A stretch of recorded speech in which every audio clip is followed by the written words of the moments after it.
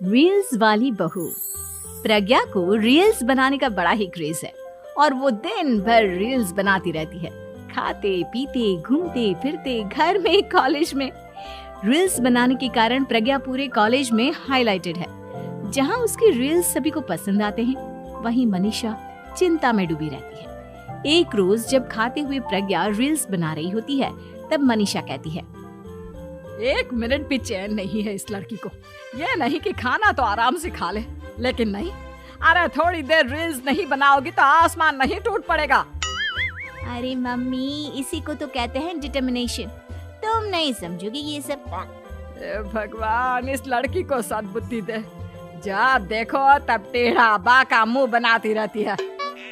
मनीषा की बात का प्रज्ञा पर जरा भी असर नहीं होता और वो खाते खाते रील्स बनाती रहती है। दिन बीतने लगते हैं और देखते देखते प्रज्ञा का कॉलेज भी खत्म हो जाता है। आए दिन कोई ना कोई मनीषा को प्रज्ञा की शादी करवाने का सुझाव दे जाता है।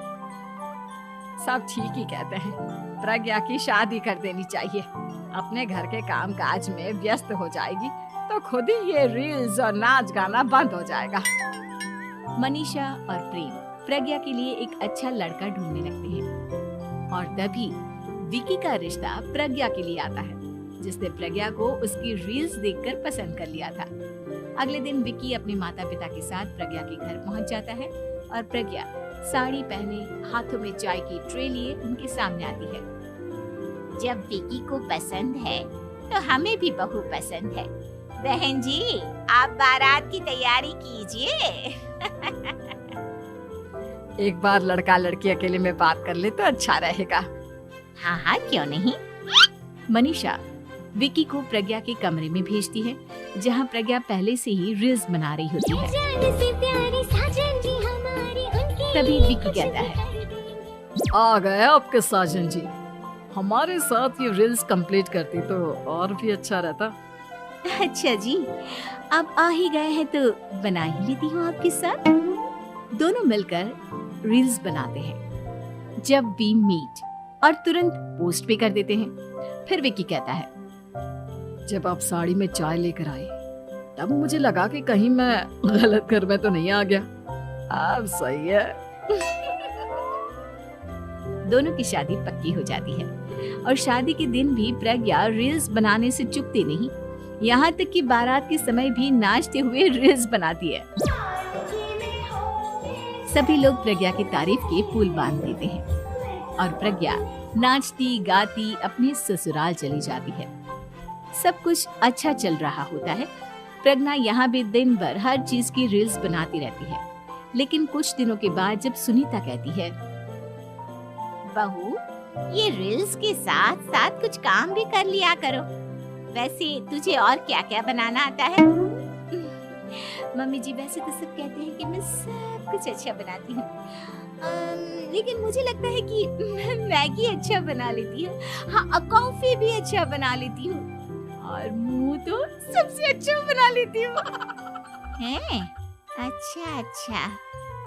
सुनीता अपना माथा पकड़ लेती है और कहती है, बहू, कुछ खाना बनाना भी सीख लेती। मम्मी जी, मैं लंबी प्लानिंग कर रही हूँ। जल्दी ही मैं इतनी फेमस हो जाऊंगी कि मुझे पैसे मिलने लगेंगे। हम दोनों सास बहू राज करेंगे, राज लाकर काम करेंगे और लोगों की तो लाइन लगेगी हमसे मिलने के लिए। तेरा दिमाग खराब हो गया है क्या बहू? हंसी मजाक तक ठीक है, लेकिन इस तरह घर नहीं चलते। जितना जल्दी हो इस घर के तौर तरीकों को सीख लो।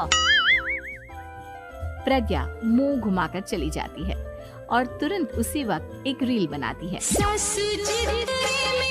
ये देख सुनीता का गुस्सा 7वें आसमान पर चला जाता है और विकी के घर आती ही सुनीता उसे सब कुछ बताती है।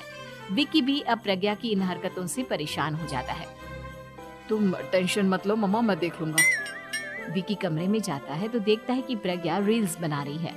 विकी बड़े ही प्यार से प्रज्ञा से कहता है, प्रज्ञा, इन सब के लिए मैं तुम्हें मना नहीं कर रहा हूँ, लेकिन फिर भी हर वक्त तो ये अच्छा नहीं लगता ना। समझने की कोशिश करो, मुझे भी तुम्हारा थोड़ा वक्त चाहिए। मैं जब ऑफिस से आता हूँ तो मुझे समय देने की जगह इसी में लगी रहती है। तुम ज्यादा ही सोच रहे हो। तुम भी मेरे साथ रील्स बनाओ ना, तुम्हें भी बहुत अच्छा लगेगा। तुम्हें इज्जत से कोई बात समझ में नहीं आती क्या? दिमाग खराब हो गया है तुम्हारा इस चकाचौंध से।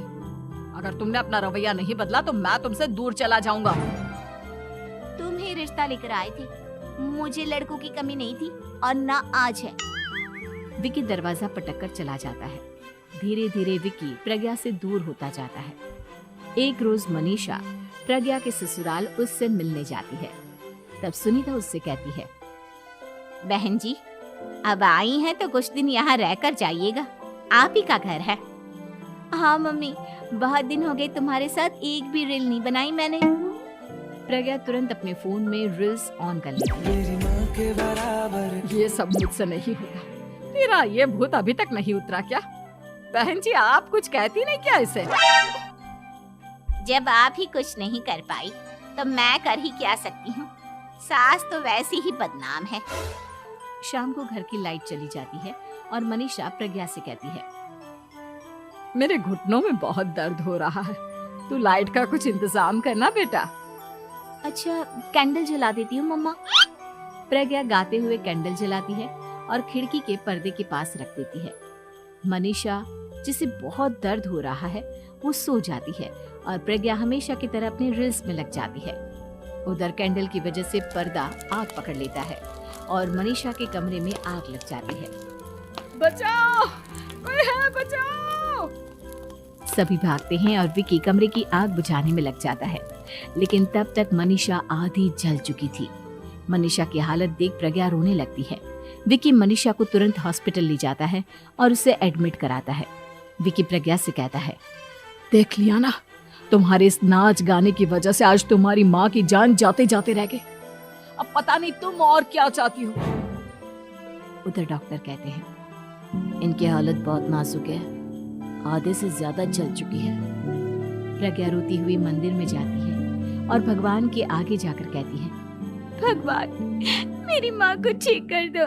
मैं कसम खाती हूँ हाथ से ये रील्स बनाना छोड़ दूंगी। बस मुझे मेरी माँ वापस मिल जाए। 2 दिन बीत जाते हैं और मनीषा खतरे से बाहर आ जाती है। पेशेंट अब ठीक है, आप लोग उनसे मिल सकते हो।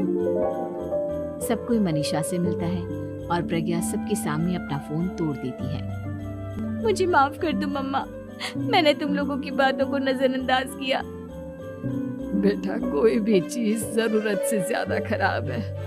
मैंने तुम्हें रील्स बनाने से कभी मना नहीं किया, लेकिन हर वक्त एक ही चीज तो सही नहीं है। मैं समझ गई हूँ मम्मा, आई एम सॉरी। प्रज्ञा उस दिन से रील्स बनाना छोड़ देती है और पूरी तरह से अपने घर में लग जाती